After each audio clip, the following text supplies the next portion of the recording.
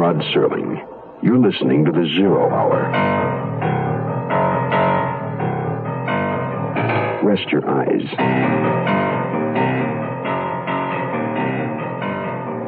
Exercise your imagination. Today, Glenn Hall Taylor's tale of a threatened death. The Extortionist. Starring Mel Torme.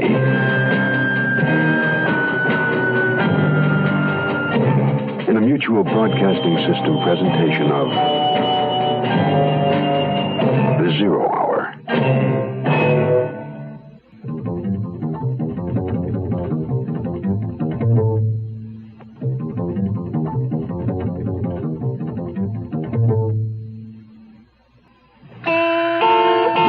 Slate-roofed mansion of the Trenton family stands lonely and cold behind a wall of rough-hewn stone. In it, bedridden and ill-tempered, Catherine Trenton, the last of her generation, lives with her servants, her secretary, her niece, and her nurse, ruling their lives in martinet fashion, her baton of authority the silver-headed cane with which he summons them to serve her. Charlotte! Charlotte! That idiot nurse. Charlotte! Good morning, Mrs. Trenton. You know I breakfast at 9 sharp. Will you look at the time? It's 7 after. I suppose you stopped to poison the orange juice.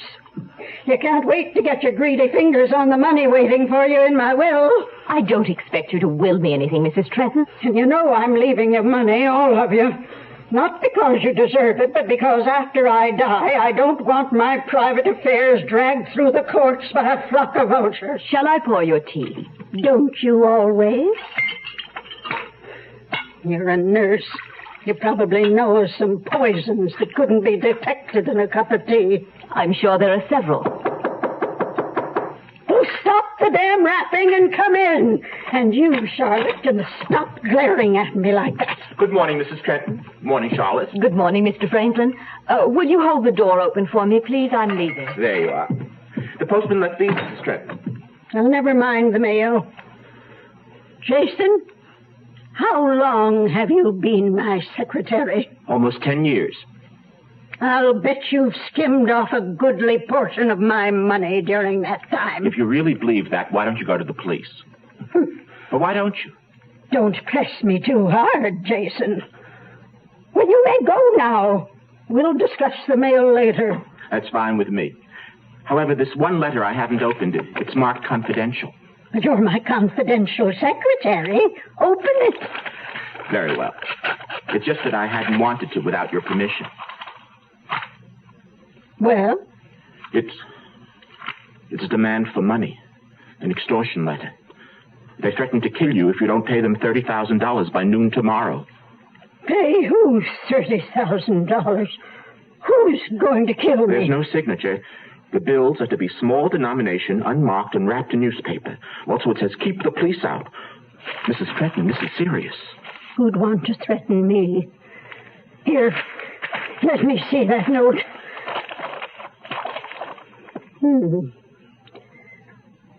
Well, why $30,000? Why not 50 or 100,000? It does seem a strange amount. There may be something to this after all. Jason, get Judge Boyle on the phone. Tell him to get over here right away.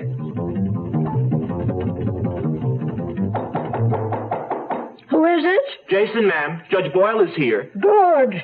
Come in. Hello, Kate. Who's that with you, Daniel? This is a private matter. Extortion, Catherine, is not a private matter. It's a matter for the FBI. Now, as soon as Jason called me, I got in touch with Ben here, picked him up at the Federal Building. Kate, Mrs. Trenton, Inspector Brokaw. How do you do, Mrs. Trenton? You might be sorry you brought him, Daniel. For all I know, he might discover this is some scheme of yours. My dear Catherine, you know I'd be lying if I said I couldn't use $30,000 to good advantage. But you also... I also know that as an executor of my estate, when I die, you'll milk it for every cent you can get. Mrs. Trenton, If I may say so, You the judge may not say so. This is no time for one of your rattle-brained opinions. Go back to your letter writing. Yes, ma'am. You know, Kate, you've never given anyone credit for having an honest thought.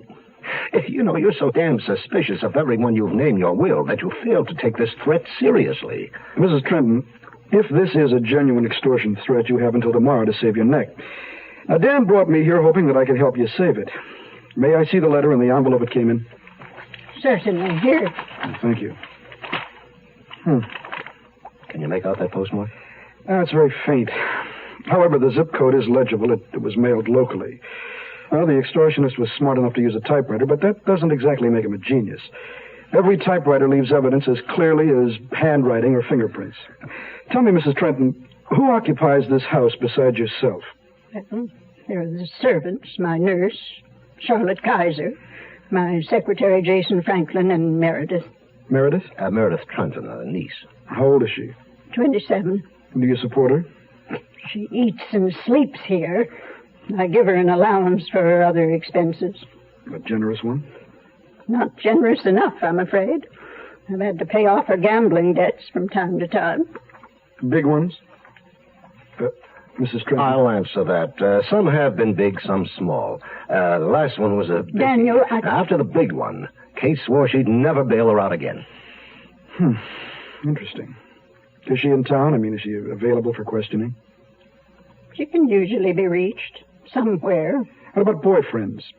I gave up trying to keep track of them years ago. She's a bit of a swinger, Ben. Oh? And your nurse, how long has she been with you? About 3 years. Mm-hmm. How about the servants? Well, there's two. There's a houseboy and a maid. They've been with me since my late husband hired them some 30 years ago. How about Joseph? He might warrant some checking into. Joseph? Joseph Paxton, Mrs. Trenton's chauffeur. Well, why do you suspect him? Oh, I didn't say I suspected him. It's just that I know he hits the bottle a little too often, disappears occasionally for 2 or 3 days. He'll be gone longer than 2 or 3 days this time. I fired him yesterday. Drinking? The worst ever. Most obnoxious. Threatened all kinds of trouble, even though I gave him a full month's severance pay. Do you know where he lives? I'm afraid not. He lived here until yesterday. I'll tell you where you might get a lead, Ben. He has a cousin who owns a garage at the other end of town. At least it's a start. Well, I guess that's it for now, Mrs. Trenton. I'll have our laboratory man go over the envelope and the note. Thank you for coming, Inspector. You're welcome. Coming, Dan? Oh, I'll be right with you. You're in good hands, Catherine. Ben Brokaw knows what he's doing every minute. Take care now.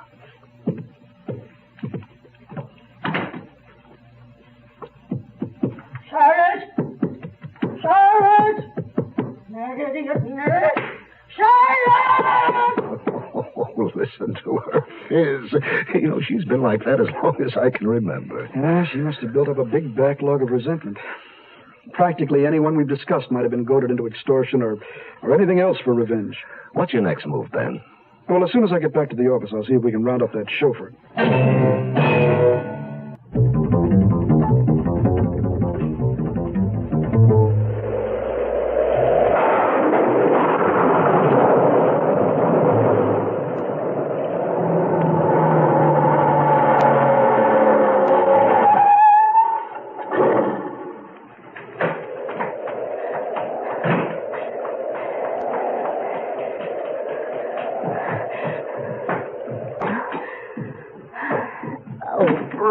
What a night. Good evening, Miss Meredith. What's good about it? Here, let me take your coat and scarf. You're soaking wet. Well, I'm glad you noticed. I know you're upset, Miss Meredith. I'm sorry I had to call you and interrupt your plans. I hope you didn't tell anyone where you located me. Of course not. Why the devil should I have to come all the way back here just because my bitch of an aunt got a crazy letter from somebody as spaced out as she is? The FBI man wanted everybody here. He's been all over this house for the last hour or so. All of us except you have been fingerprinted. He asked that I send you into the library as soon as you arrive. His name is Inspector Brokaw. I'll take your things to the kitchen to dry. See you later. Okay.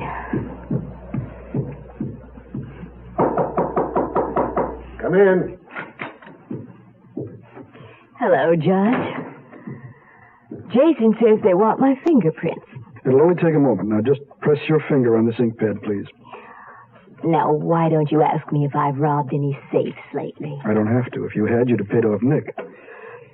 What do you know about Nick? I will just press your fingers on this card. Nick is a crooked gambler and a dangerous man, especially if someone owes him $30,000. Now, the left fingers, please. Okay. So you know about Nick. But I didn't write that letter. But you, along with a lot of other people, would benefit by your aunt's death. Sorry, wipe your fingers on this tissue. Are you through with me? For now. Send Charlotte in, will you, please? Oh, please, don't leave the house. In this storm? You've got to be kidding.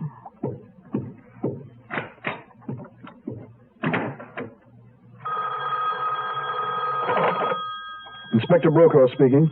Inspector, this is McDougal. Oh, hi, Mac. What's with the chauffeur? Nothing yet. I put on a 3-state alarm and an APB on him in case he's decided to split. Okay, stay in touch. I'll be here for a while.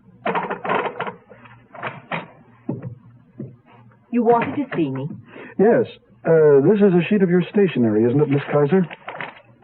It's probably mine. Why? The extortion letter was written on a sheet exactly like this. And that makes me guilty? No, I didn't say so. If anybody around here wanted to get $30,000 from Mrs. Trenton, it probably would have been... Oh, then you know about Meredith Trenton's gambling debt. Jason told me. Okay, that'll be all for now. Thank you. I'll be in my room if you want me.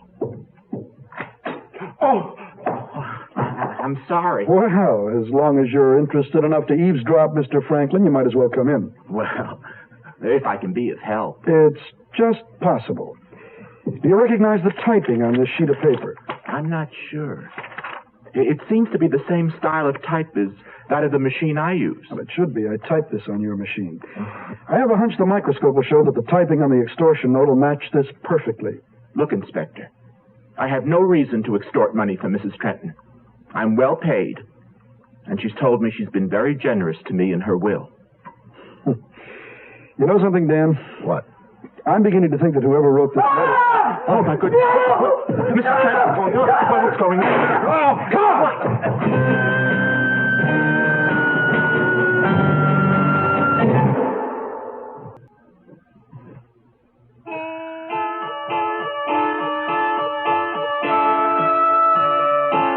Yeah, it's been a long couple of hours. How has she been? Now, the doctor just left. He told me she's suffering more from shock than anything. Although there's some serious bleeding and severe powder burns. The pistol was obviously fired at such an angle that it caused only a scalp wound. It's touch and go, but apparently she'll live. You know, as your friend, Dan, I hate to say it, but this does delay certain benefits which you and the good other... Lord, Dan, I didn't mean it that way. Judge Boyle means that Mrs. Trenton, though spared now, will have to face an excruciatingly painful death later on. Yeah, well, she told me she has bone cancer. Tell me, Dan, have you ever seen this gun before? My God. Was that the pistol she... Her own gun? Yeah, it was found on the floor behind her bed. I didn't know she had a gun. Now, the nurse didn't know it either. As it turns out, Dan, this is your gun. Well, you don't think I... Well, she wanted a gun for protection, so I bought that for her 3 weeks ago. Well, I never dreamed she'd use it. And I'm afraid she not only used the gun, I suspect she used you. Meaning? Damned if I know, Dan. Right now, my gut's trying to tell me something, but my brain doesn't dig it. I know it's terribly late at night for this, but the reason I've called you all together again is that I think we're just about ready to wind up this case. Our lab has gone over what evidence I've uncovered very thoroughly. For example, Jason, the extortion note was typed on your machine. Oh? And your fingerprints are on the letter. Naturally.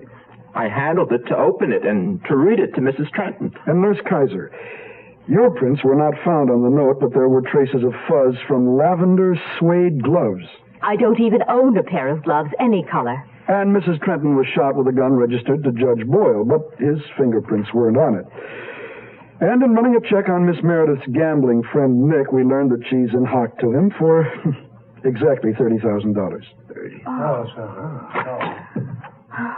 Excuse me, Inspector, but the APB got your man, Joseph Paxton. Oh, thank you, officer. Ladies and gentlemen, I must speak with him privately. Kindly wait in this room till I return.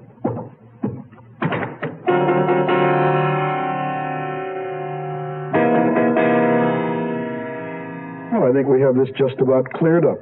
Did Joseph have anything to do with it? No, but he was quite helpful. You see, Mrs. Trenton failed to tell me something. Now, when she gave Joseph his month's severance pay, she also gave him a sizable sum as a fee for mailing a letter for her.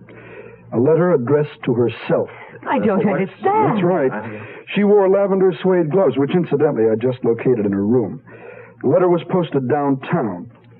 She wanted the $30,000 for your gambling debt, Miss Meredith. Oh, no. Without having the executors of her will know about it. She thought that by committing suicide using the gun that was registered to Judge Boyle, she'd escape her ultimate painful death and place the suspicion of murder on all the beneficiaries of the will. She hated all of you, you know. Vultures!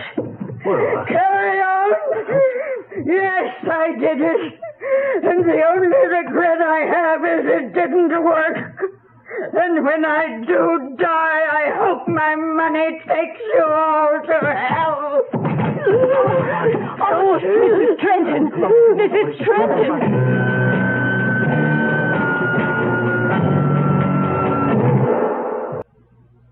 I'm Rod Serling. Close your eyes, exercise your imagination, and join us again on our next presentation of The Zero Hour.